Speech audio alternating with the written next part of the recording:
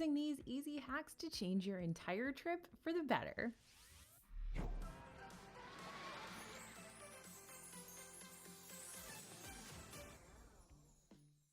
Hey everybody, it's AJ for Disney Food Blog. Some of our favorite Disney World hacks have been reliable for years, but others have completely changed to adapt to the many updates that Disney World's been implementing lately. In today's video, we've got a healthy mix of classic tips, brand new tricks that we've tried and tested, and 100% game-changing hacks for your upcoming Disney World vacation. Now, I hope you know this by now, but you can trust us to absolutely check every one of these babies out and make sure that it's going to work for you.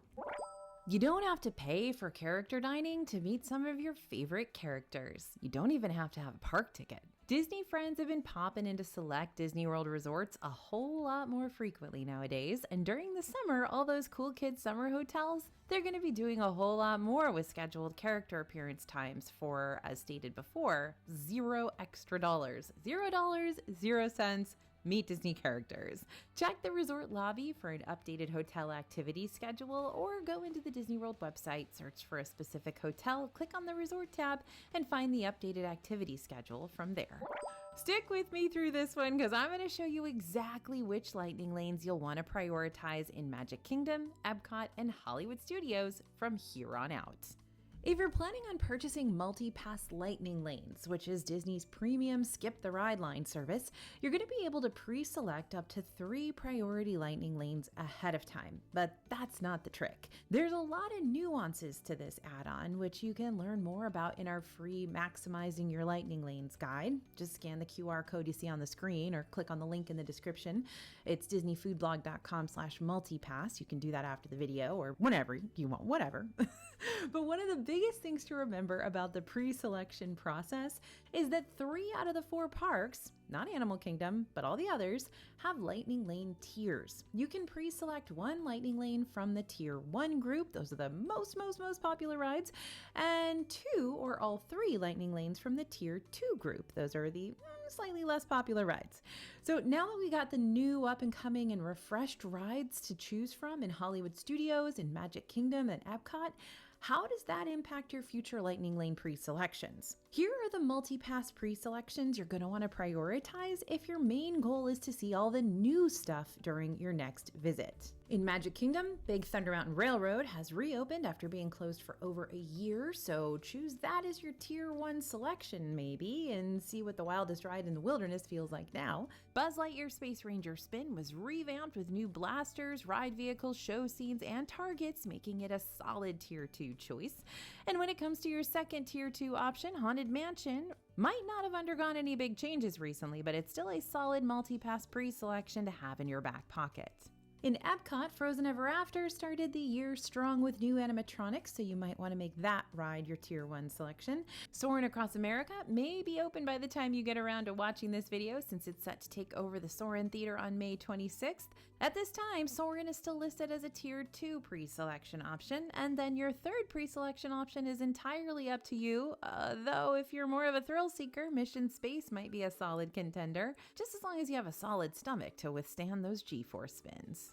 And finally, in Hollywood Studios, both Rock 'n' Roller Coaster and Millennium Falcon Smuggler's Run are going to be solid Tier 1 pre-selections, since Rock 'n' Roller Coaster reopens on May 26th with that new Muppets re-theme, and new missions are being added to Smuggler's Run on May 22nd. Then your Tier 2 pre-selections can pretty much stay the same as they were before. Tower of Terror for one, Toy Story Mania for the other.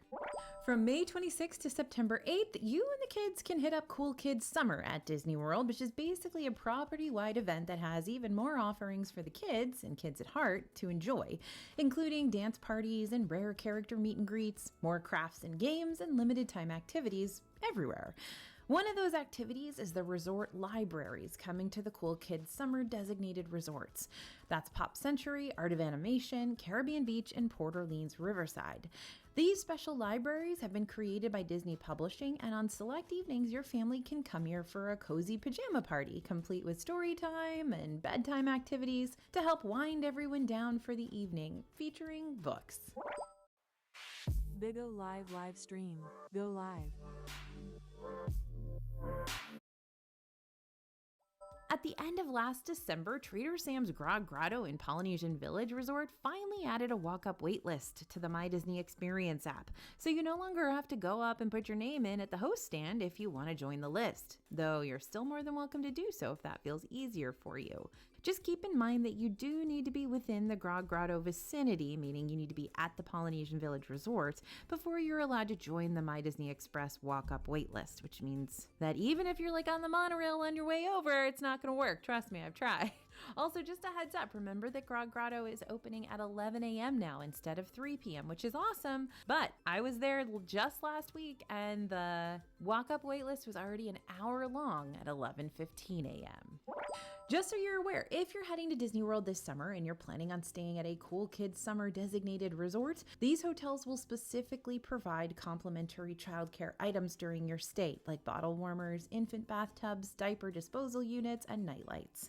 Hopefully those complimentary offerings stick around even after the summer wraps up, because I sure would have loved having that on hand when my kid was little. I don't want to stress you out about the possibility of getting sick on a Disney World vacation, but when you're inside the most magical place on earth, pixie dust and germs are everywhere. Believe me, our team is on property every single day, and every once in a while, we all come down with a Disney crud. That's what we call it. If you find yourself getting a little too much of those germs, less of the pixie dust, and don't feel well enough to leave your hotel room for a doctor's visit, you can do virtual visits via Advent Health. That's the official health partner of Disney World, through your free My Disney Experience app. Just tap on those 3 horizontal lines at the bottom of the screen and scroll down until you find the Accessibility and Health Services option. They're going to walk you through the rest of the steps from there. Also, if you wind up needing medication after your virtual visit, no problem. Advent Health can have that delivered to your Disney World hotel and to individual theme parks too. Now that Buzz Lightyear's Space Ranger spin has gotten a major refresh, there are new ways to rack up points and become a galactic hero. Here's what you need to know. One of the major improvements that happened to this ride is that you can now remove the blaster from the vehicle holster. So grip the blaster with both hands, but use one hand for shooting and the other to hold it steady. You'll also want to be on the lookout for targets that are flashing white, since those are worth more than the others. But if you're lucky enough to catch a target that's flashing rainbow, aim and fire. These targets unlock a 10-second bonus mode, helping you rack up a ton of points in a short amount of time. A lot of Disney snack carts and Epcot festival booths are starting to go cashless. So if you want something from one of these spots, you will have to use some sort of a card to pay for it. Thankfully, gift cards still work at these cashless locations, so if you're trying to keep from swiping your credit or debit card at every single stop in an attempt to stick to a specific budget, load up a Disney gift card before or even during your trip and use that instead. If you'd rather take a leisurely ride to the other side of Epcot's World Showcase instead of racking up even more steps when your feet are already killing you, find the boat docks in either the Canada Pavilion or the Morocco Pavilion. Epcot's Friendships will carry you across the World Showcase Lagoon from one dock to the other. The boats typically run every 15 minutes and start up an hour after Epcot opens, but wrap things up an hour before Epcot closes each day. Your younger kid isn't always going to want to wait in lines for rides. Trust me on this. So you'll want to track down the in-park playgrounds and water features that they can experience anytime, no waiting required. Believe me, I was shocked to realize that even though I was in a theme park with my toddler, he didn't have anywhere to run around. He couldn't get his energy out. So I had to kind of invent places to take him to give him the chance to just release some of that energy, because believe it or not, standing in a bunch of lines and a bunch of crowds is super problematic if you have a very busy toddler like mine was. So if you're in Magic Kingdom, head to Storybook Circus. That's where you're going to find the Casey Jr. Splash and Soak Station and the Circus Tent Playground attached to the Dumbo the Flying Elephant queue. Kids are allowed to play under the big top at any time, even if they're not looking to ride the Dumbo ride. In Epcot, Journey of Water, inspired by Moana inside the World Nature area, gives guests a chance to play with this walkthrough's living water features. And there's also an outdoor play zone near the Creations Shop in World Celebration that often receives festival makeovers. Don't forget the end of ride play areas too, including the Space Base Indoor Playground at Mission Space, the ImageWorks What If Labs attached to Journey to Imagination with Figment, Project Tomorrow at the end of Spaceship Earth, and the Sea Base Aquariums right after the Seas with Nemo and Friends. In Hollywood Studios, your kid might be able to explore the brand new Drawn to Wonderland playground depending on when you're in the park. This space, slated to open in late summer 2026, will feature an oversized flower garden with musical instruments, a Mad Tea Party playset, and a Tuglywood exploration area. These, of course, are all based on the original concept art of Alice in Wonderland by Mary Blair. And in Animal Kingdom, well, we've lost the Boneyard that used to be available in Dino Land USA, but don't worry, they're going to build a new playground over there. But for now, the animal walking trails like Maharaja Jungle Trek in Asia, the Gorilla Falls Exploration Trail in Africa, and the Discovery Island trails can give your kids a chance to roam and meet the creatures who call this park home. Also, Bluey and her sister Bingo are taking over the conservation station starting May 26th, which will give kids the chance to play games and dance and blow off steam with their favorite blue healers.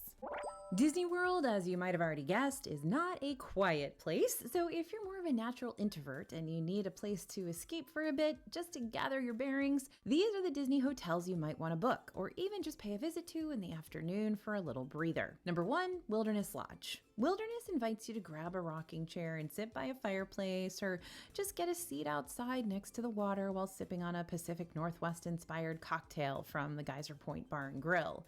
You feel that? That's your nervous system saying thank you. The second one I recommend is Animal Kingdom Lodge. Again, rocking chairs, but this time instead of sitting next to roaring fireplaces, you're sitting and rocking and watching the animals roam the hotel's backyard savanna. Telling you, just watching them can calm down your whole chi, because they don't care, man. They're just you're just out there making sure they're having some dinner. And then maybe any of the Disney Springs area hotels, like hitch a ride on one of the Disney Springs water taxis and go to Saratoga Springs or Old Key West, or either of the Port Orleans resorts for peace and quiet and maximum relaxation. The Bible is God's word to us. When we read or listen to it, it tells us what's true and helps us. A Disney Visa is more than just a credit card when you're in the parks. It's also your key to a lot of Disney World extras. Before, you could use your Disney Visa to access a shorter Olaf meet and greet line over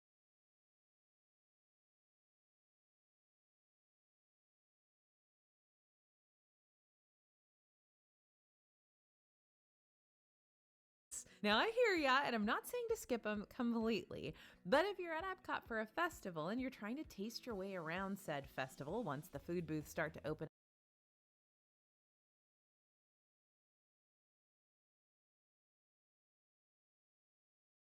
Disney-owned hotel you decide to book, you're going to be given the early entry theme park perk to use wherever you want, giving you a 30-minute head start in any park. That being